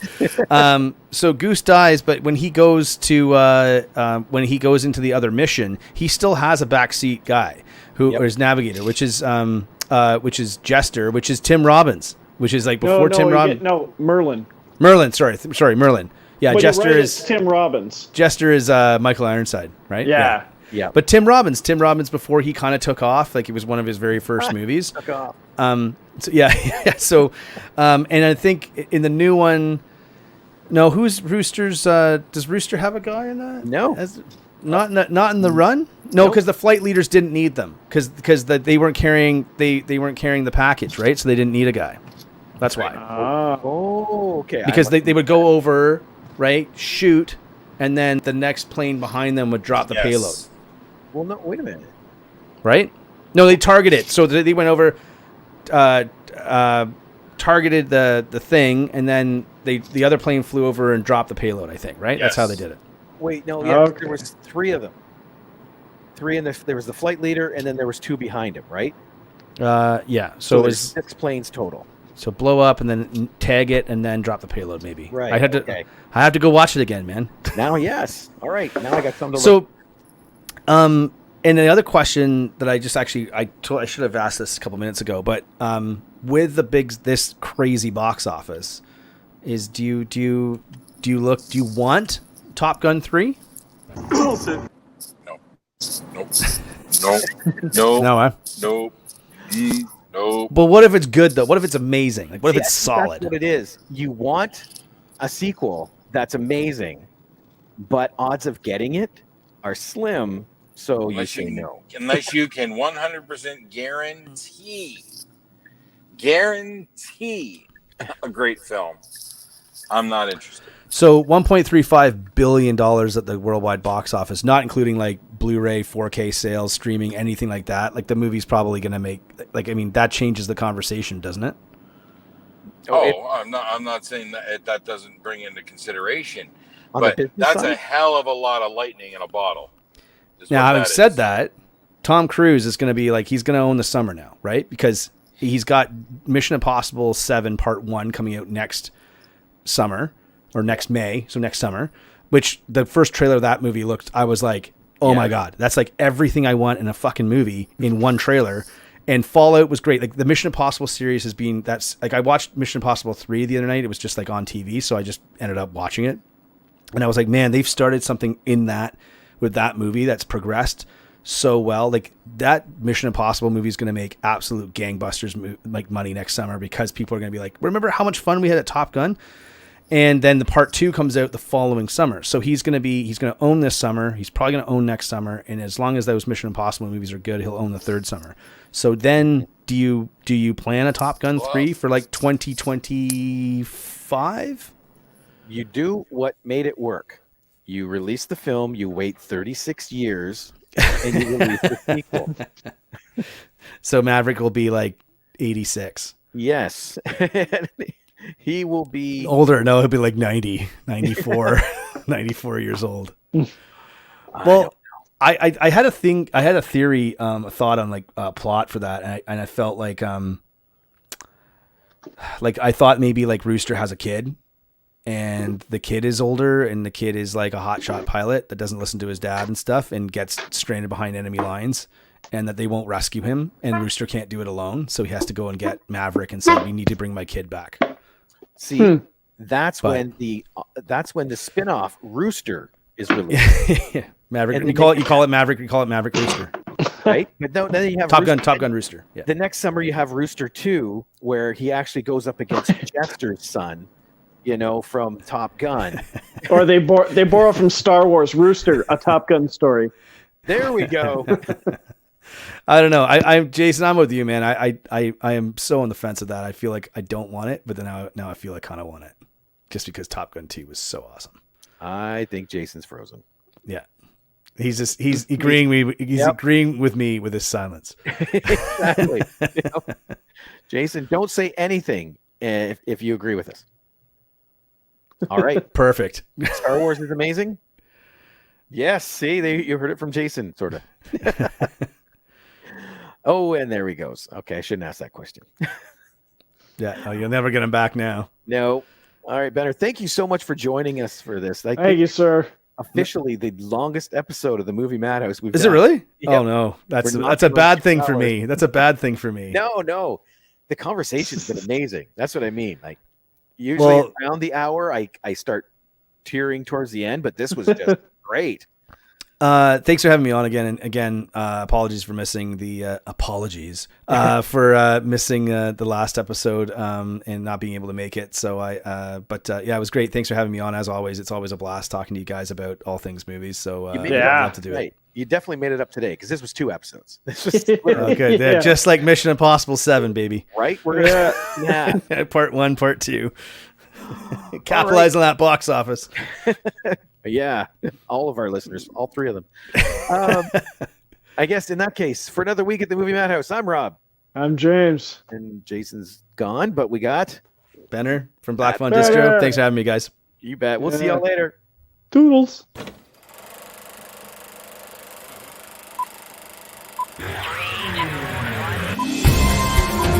I say shut up! It's a man!